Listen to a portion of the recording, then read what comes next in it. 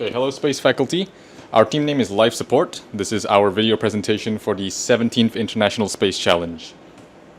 So first we conducted research on the problem that we wanted to solve.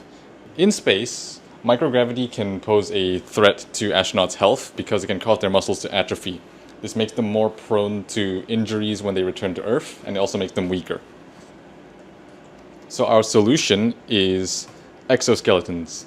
Exoskeletons today are used in the field of medicine, industry, and also the military. They consist of wearable devices that can be used to improve humans' abilities and also prevent injury. So for our concept, we're basically reversing that, and we're going to use exoskeletons to provide resistance instead of assistance to users so that in space they have something to engage their muscles and reduce atrophy. Okay, so my name is Daniel, and I'll be going through our design. So for any kind of exoskeleton, there's three parts. Sometimes only two, depending on what kind of exoskeleton it is. So usually you have the structure, like the metallic structure where all the components sit. Sometimes the structure also acts as a way to transfer the loads from external forces through your body to make it comfortable.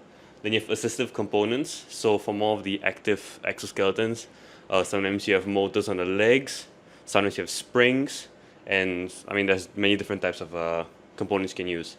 And for those more advanced suits, you have some sort of computation. Some suits employ sensors that are placed on the muscles to detect how much activation it is to dynamically adapt and whether maybe provide more resistance or support to the muscles.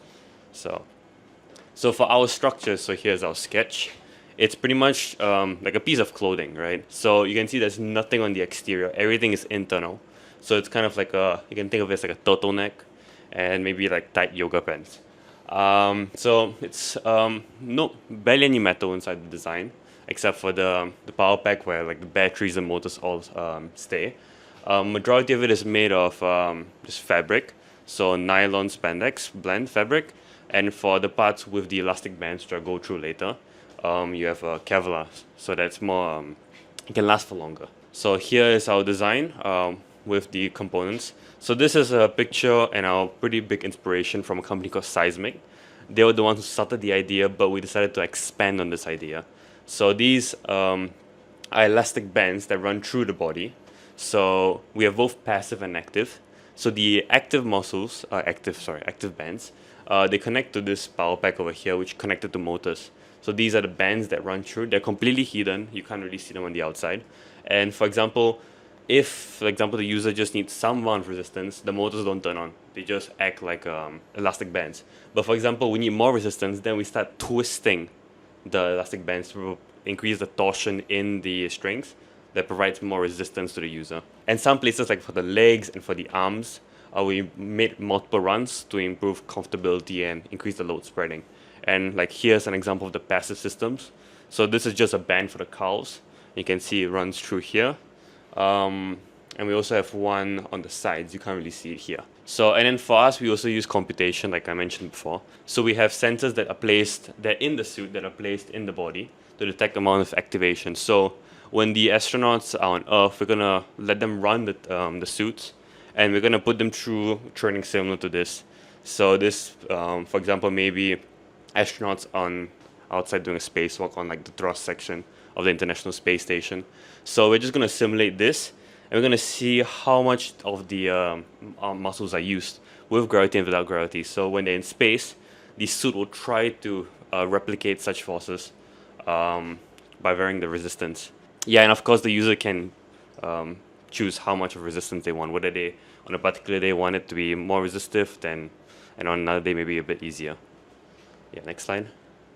So this design of our power pack, so it's pretty simple. Here's our battery cells.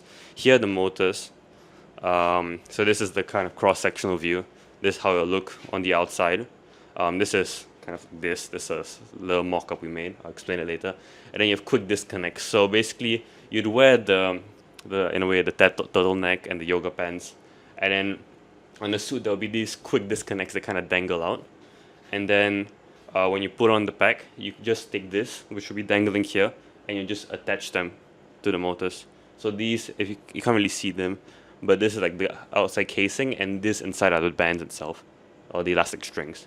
So, and yeah, it's secured by a similar thing. Just like, yeah, you can tighten it. Okay, next slide. There's sketches of our design. So you have the side view. So we have one more passive band over here. This is the back view. Kind of got a crisscross here for more stability. And then you have the front view. So you can see many bands, and the yellow parts, like for the yellow dots here, are their pivot points. So they kind of run through, and they allow the band to move up and down. And then here is more anchor points. So here's our mock-up. So real quick. So we're just presenting this part right here. So we didn't do the loop back. So it's pretty simple. You just, when you're doing normal activities, you don't really feel much resistance. But for example, you start moving your arm around, moving forward. Of course, there'll be an anchor point here, but there's just a mock-up. You start twisting your body. You start feeling a bit more resistance. So this not only maintains the strength of the muscles of like the larger parts, like your lats and your shoulders, but also targets the smaller muscles for stability. So now Benedict will present. Astronauts, as you know, they have to do tasks that require speed or quick reflexes.